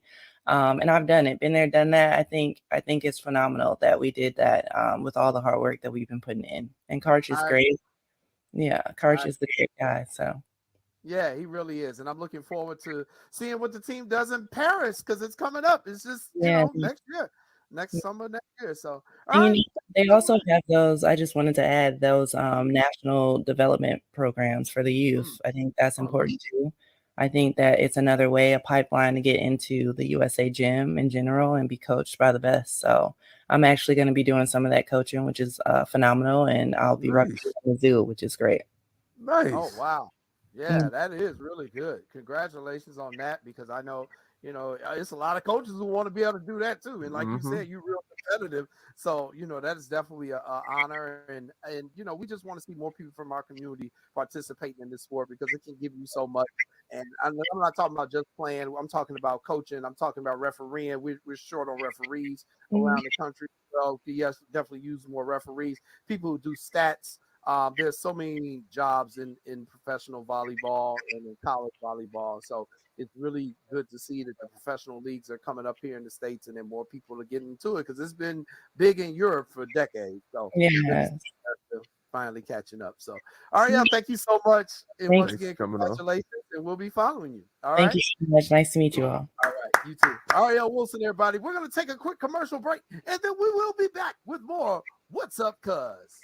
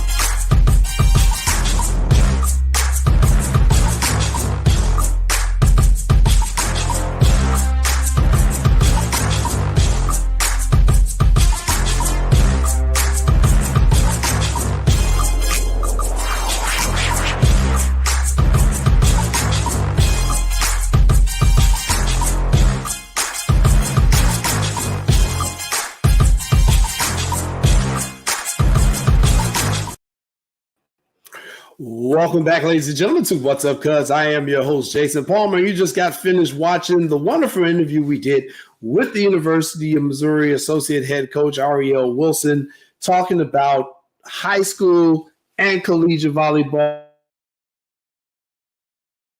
for not just girls, but opportunities for the boys and the young men in our community as well. And Lance and I, once again, we thank Ariel for just a wonderful, wonderful interview. Volleyball just really the largest sport I think is going to be for girls within the next 10 years. I think they're going to actually pass up track and field because the popularity of the sport is just exploding. We don't have enough referees. We need more coaches. We need a little bit more of everything for volleyball. And I really am encouraging the people from our community to get into volleyball, even if it's not something that you grew up with. There's always a chance to learn more. And, the more things we can get these kids involved in, the better off we're going to be. People complain when the young people do things they shouldn't be doing. Well, I think sports is a way we can keep them involved, and that'll help cut down some of the ills that we are having in our society across the country. Let's get these kids active, both the boys and the girls. So Lance had to dip out a little bit early tonight. So to help me finish up the show, it's going to be our producer, Sean the Superback Sierra. He's going to help me close out tonight's show. And Sean, let me just ask you a couple of questions from what you just observed with the interview with Ariel. Just what did you think on some of the things that she was talking about and how we can get more of our kids involved, and just some of the things that she had to overcome playing at Proviso East, which is not a volleyball powerhouse, but we still see how far the sport took her. I didn't hear it. I was asleep in the back. No, I'm kidding. I'm just messing with you. You know what? All it is it provides outlets. All right. These are alternatives. Yeah. Right. Everybody's not going to be a great baseball player, basketball player, football player. Okay. Track runner. Okay. You need outlets. You need options. And that's the thing that we need for our kids. We need options. All right. But the biggest issue is that they got to make that cool. All right, because everyone wants to be a basketball star. Everyone wants to be a football star. Everyone wants to be a baseball star. Everyone wants to be a track star. Right now, everyone doesn't want to be a volleyball star. And it's not about being a volleyball star, going on and making millions of dollars and trillions of dollars in a pro volleyball league. Okay, you don't do that. What it is about getting you to college. That's the thing. We need different vehicles, and if that gets you to college, well, shit, that gets you to college, and then you go from there. Whatever takes you there, whatever vehicle gets you to college for free, then you ride that vehicle. And you know, parents, and part of it falls on the parents. The biggest part falls on the parents, because if you don't instill in your kid, well, you're tall, you got to play basketball, you got to play basketball, you got to play basketball. Well, what you're doing is you're saying you got to play basketball, do not play anything else. No, you need to say, I need you to get to college. I need you to get to college. I need you to get to college. How? Well, it could be basketball. It could be track. It could be volleyball. It could be golf. You can't say, I want you to get a basketball scholarship. Say, I want you to try different things. Whatever gives you a chance, that's what gives you a chance. But it's tough, man. It's tough. Everyone wants to play basketball. Basketball is a popular sport. All right. The volleyball isn't as popular, of course, as basketball. It's not popular in the hood. It's not popular in society yet. So it's difficult, but that's where parenting comes. Oh my God, there's a crazy thought. Parenting comes in, and you talk to your kids about keeping their options open. Everything, just because the coolest thing is the coolest thing, being a basketball player or a football player, or all right, that might not be the best way to get you to college for free. Now, a couple other things that Ariel hinted on was the beach volleyball. And, you know, a lot of people are aware of the beach volleyball during the Olympics, but here's the picture of the AVP tour when it comes to Chicago. Well, it's packed, yeah. And I want everybody to know this. This is North Avenue Beach, and you see our iconic skyline from the lakeshore there. And they build these bleachers, Sean, specifically for this AVP tournament. It's coming to Chicago again this year. It's the first weekend in September. But look at those stands, man. I mean, it is packed all the way around, and it's like that throughout the entire weekend. They also have auxiliary courts outside of the main stadium. Right. There are games going on there. There are people coming on. If you know anything about beach volleyball, it's a damn party. I don't know how to say it. It is a straight up party. You know, it's a beach sport. So, you know, people out there drinking, they have a good time. It is incredible. Just your thoughts on beach volleyball and just how you see it, how it's grown from the Olympics, and that now they have this professional tour that goes around the country. And Chicago is blessed to be one of the cities that they love coming to. Jay, I'm a sports junkie, bro. I'm telling you, I watched beach volleyball when beach volleyball wasn't a thing. I'm talking about St. John Smith and Karch Karai. Those are guys when they're back on they used to be on ESPN2. They weren't even on ESPN1. They're on ESPN2. And I used to watch the beach volleyball stuff, and those were the two big names, St. John Smith and Karch Karai. And you know, I loved it. I loved it. It's great. People don't understand how difficult it is to run in sand, which is why I always try to train my athletes in sand. But you don't realize how difficult it is to move around. All right, and how taxing it is, because the ground isn't stable. So you're wondering why everybody's thin and cut, and you see the six pack, because your core is your core is activated every single step because of the instability of the surface, which is the sand. I love it. I think it's great. It's you talk about athleticism. That's athleticism. You know, you talk about running not on a stable surface, diving, hopping right back up to run over, hitting a ball with one hand, extending your body, hitting it one hand just so you can keep the point alive. It's tough. It's tough. It's tough enough on a court, on a hard court. All right. And you have five other people on a hard court. Here, you just got your partner. One person. Right. Right. So it is one hell of a sport. The athleticism that's involved in that is through the roof. And I got mad respect for him. Like I said, I've been following beach volleyball for long before it was in vogue, long before they were in the Olympics, long before they were in colleges, had college teams.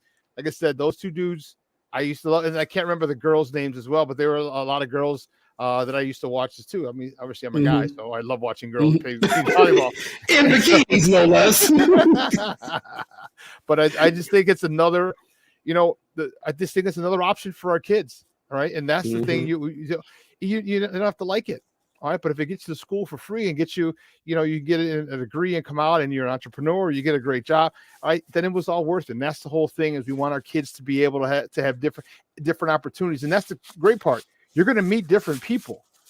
All right. Mm-hmm. Me with football, I've been blessed, which is why I think football is the greatest sport ever invented. The relationships that I've built, the opportunities that I've had, the friends, some of my best friends were Armando. All right. He supports everything I do. All right. He was my offensive guard for like 4 or 5 years.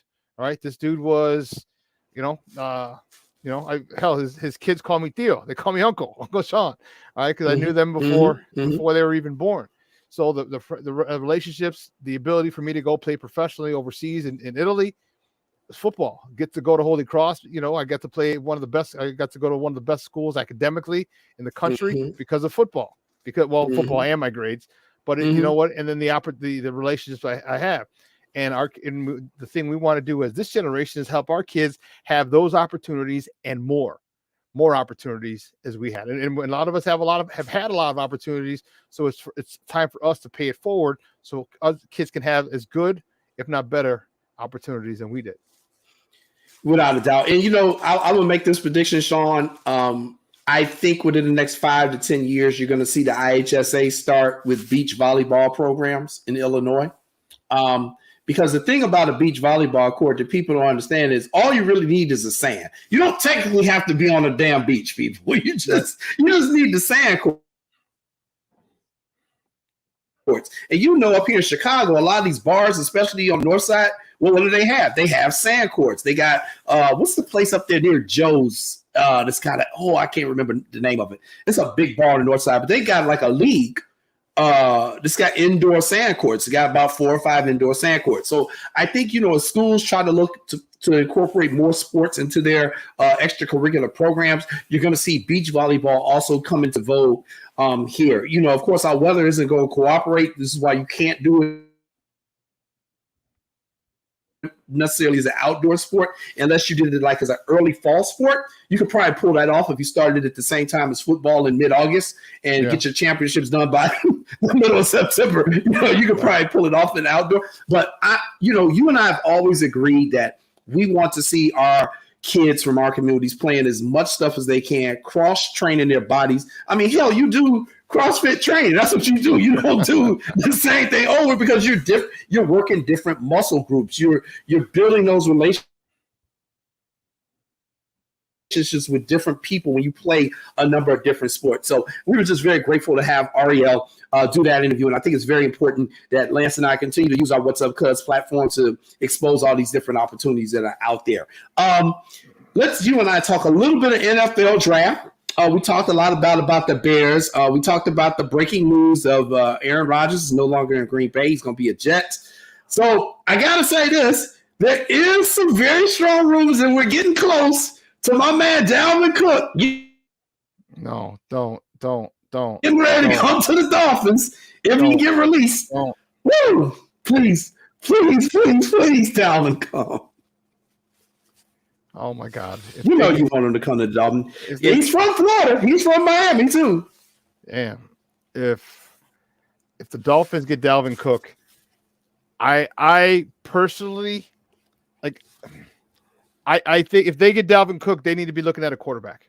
I agree. They need to be looking at hell, I don't give a damn. They need to be looking at a quarterback, period. Okay. We love Tua, and you and I have said this before. One hit and you're a vegetable, Papa. One more hit and that's it. I think you should have retired already. Okay. But that's a decision you and your family had to make, and apparently you've made it. It's about quality of life. We talked about it. Wasn't he made something 30-something million already to this point? Something like that. All right. Yeah. You got to invest, man. You talk to your financial advisor, get a couple, 5-unit, 10-unit buildings, and live off the interest. You know what I'm saying? Like just stuff like that. Because the quality of life that you can have, that you will have if you get one more hit, is not going to be what you want as I assume a father to be in the future, as the husband that you are now, as a son. But there's the risk that him and his family agreed to. Well, they talked about it, and this is the decision they made. So, I think they need to get a quarterback, because if you do get a quarterback, a legit quarterback, oh my goodness. Yeah, that's why they're talking about Tom Brady maybe going down there before he put the kibosh on that. I mean, imagine Tom Brady down there with that. I've heard that rumor too. That track squad. Yeah, man, could be very interesting. But even if he does come down there, I'm still helping you out, Bears. That's one dude you ain't got to face twice a year. Yeah, but the only bad thing is, did you see the compensation they got? That's the issue. That is the issue. All right, Green Bay gets the 13th pick this year. Okay, a 2023 this year, second round pick, 42. So now they get the 13th pick, the 42nd pick. All right, plus their own second round pick. They're getting a 6th round pick, which is a 207th pick in this year's draft, and then a conditional 2024 second round pick. And if he plays in 65% of the snaps, then that second round pick becomes a first round pick. So for all intents and purposes, they're getting a first round pick in 2024. He didn't come there unless he gets hurt. All right, but he came there to be the dude. So that is, to me, that's a lot of compensation. They have a squad over there in with the Jets. A lot of young receivers, good defense. Yeah, that's, thank goodness we don't have to face him anymore. But he went to a spot that is really, really good for him and for that organization. And now I get to face him twice a year. Thanks, guys. Really appreciate that. Good. Let me ask you this. Give me your top 3 picks. How you think this thing is going to go down with these top 3 picks? Everybody's got their different scenarios. I kind of want to hear what you're thinking. I mean, 1, 2, 3 or the Bears' top 3? Just 1, 2, 3 in general, overall. Man, so I think they're going Bryce Young is who I think they're going to go. And Houston's is the wild card. All right. There's a lot of people saying that they're not going out after a quarterback. I'm like, but you do need a quarterback. All right. Right. You do need a quarterback. So why would you waste a chance to go after CJ Stroud or Anthony Richardson? Now, I think they get a quarterback. I think they're just bull jiving. All right. So I think it'll go Price. It'll go, because I don't think they have a quarterback yet.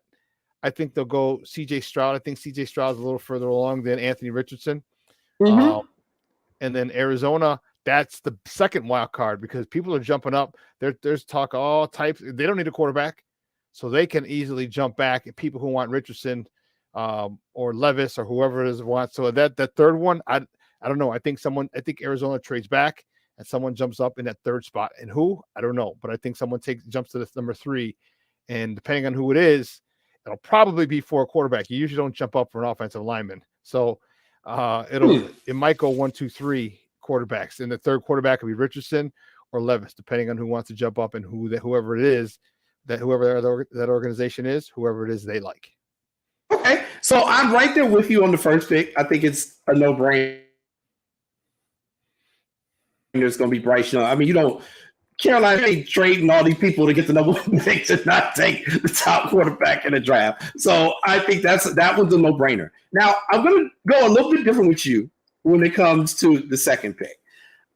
One, because I think they're in a similar situation to the Bears where they need absolutely so much.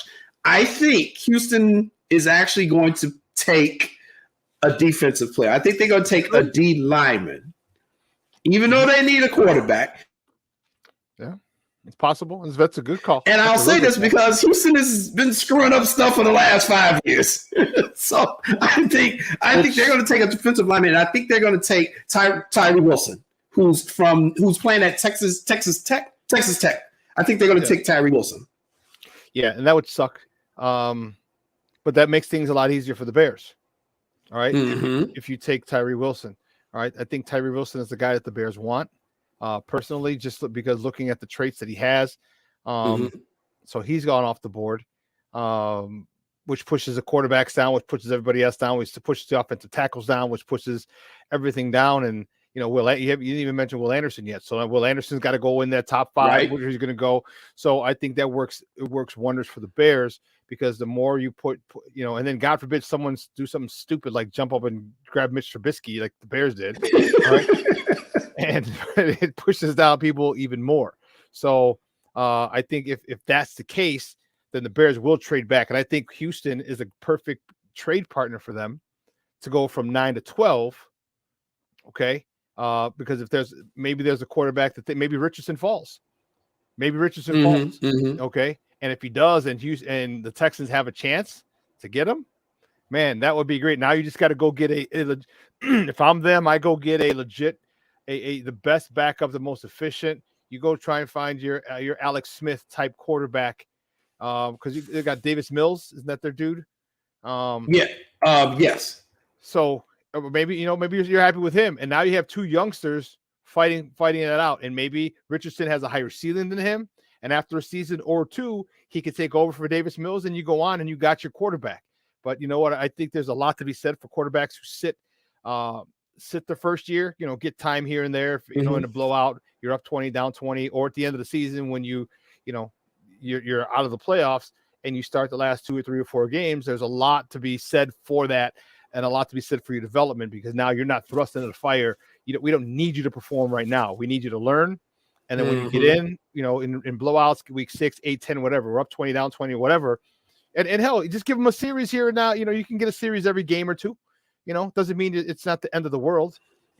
So I just think that there are. I think Houston might be able to, if they can get Richardson down in 12, that could be a possibility as well. Yeah. And finally, I want to talk about the local flavors. Devon Witherspoon, the cornerback from Illinois, he's probably going to be a top 10 pick. And then our guy from Northwestern, the offensive tackle, Peter Skoronsky. I want to make sure you got to get them Polish names like you're in Chicago. Yeah. Skoronsky, do you think either one of them will fall low enough for the Bears to pick them? Because, you said we need a quarterback, and we also know we need an offensive lineman. So, we do have a need at those positions. Do you think either of those guys will fall far enough down where the Bears have a chance to snatch them up? Oh, yeah. They'll fall down. The only one I think might not. And again, it depends, because you start, if someone comes up crazy, you got Witherspoon as the cornerback. You got Christian Gonzalez, the kid from Oregon. I think he's probably the top cornerback. But depending on what scheme you run, all right. So if you want a man corner, you do a 3-4 defense. You run a little more man. You might go Christian. If you're more of a zone, you might do. So depending on what type of defense and schemes and zones you have, will probably determine who you take. I think one of them could be, and both of them could be there. And I said earlier today on my show that my out of the box pick is Witherspoon. All right. You shore up that secondary. You can move Kyler Gordon back into the slot where he did well last year. He excelled. Jalen Johnson on the other side. You have the cornerback. You have Jaquan Brisker. You have Eddie Jackson, who's back. That secondary was good. They were above average last year at the end of the season, and that was without a pass rush. So can you imagine getting a pass? That is a strength. The third level is a strength. The second level, the linebacking core, that's a strength with Edmonds and Edwards. Okay. Now for me, if that's the way they go with that 9th pick, then I think 51, 53, 61, and 64, I say 2 or 3 of those are defensive linemen.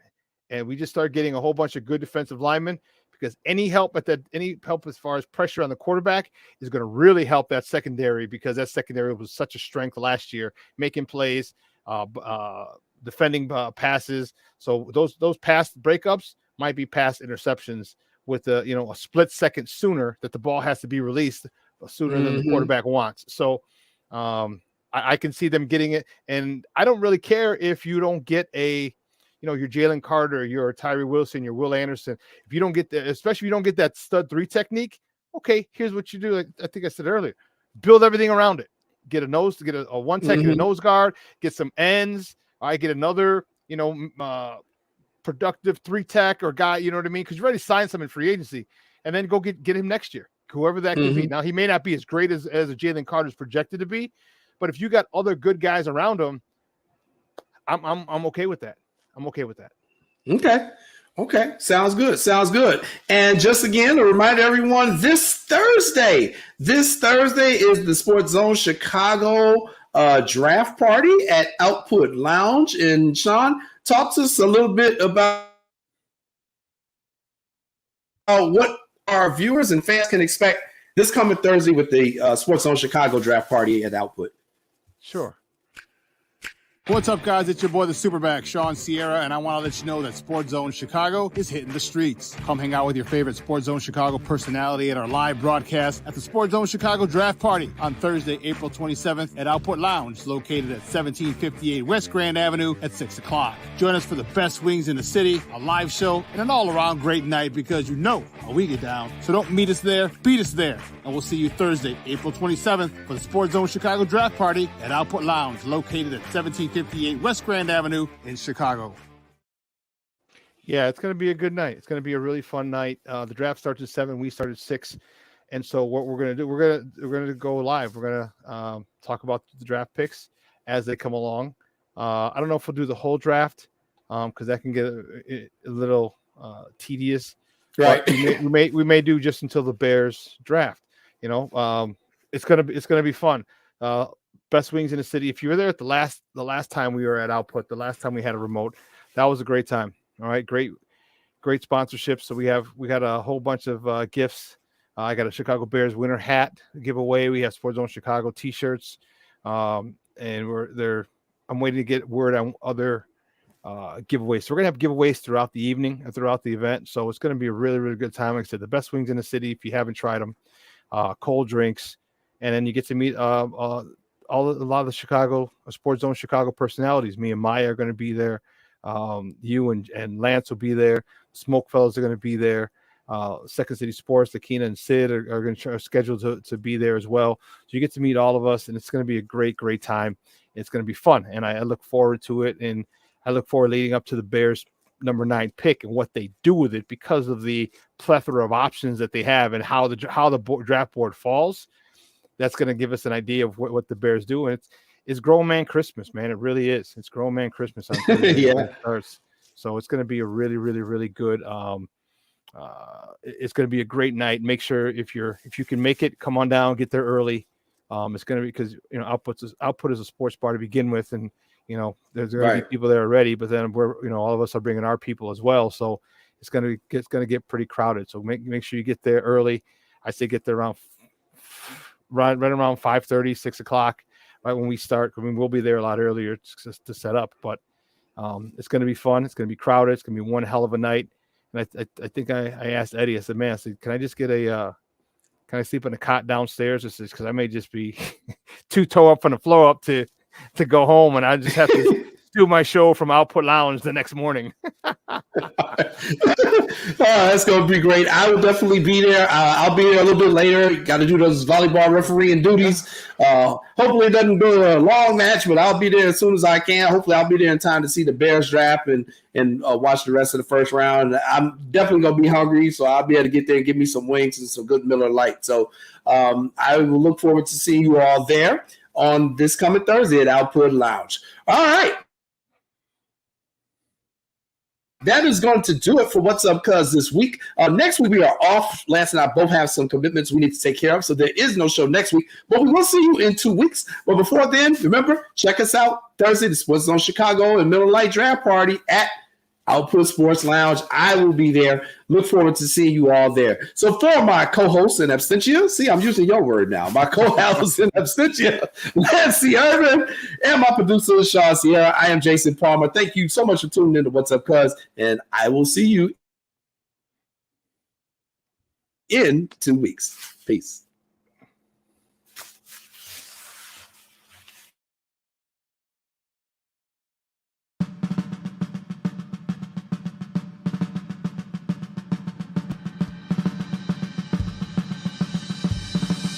Lift every voice and sing till earth and heaven ring with the harmonies of belief.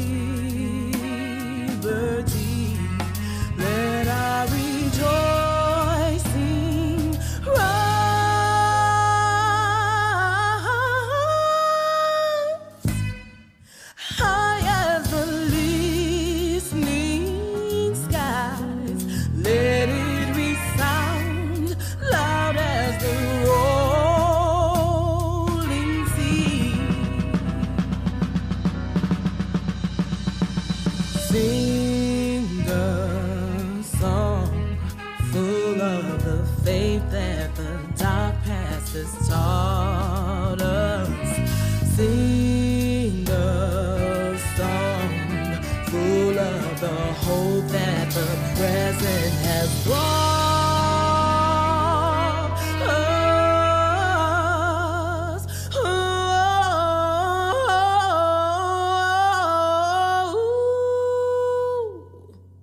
Facing the rising sun of a new day begun, we will march on till victory.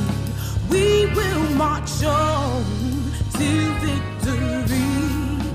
Let us march on till victory.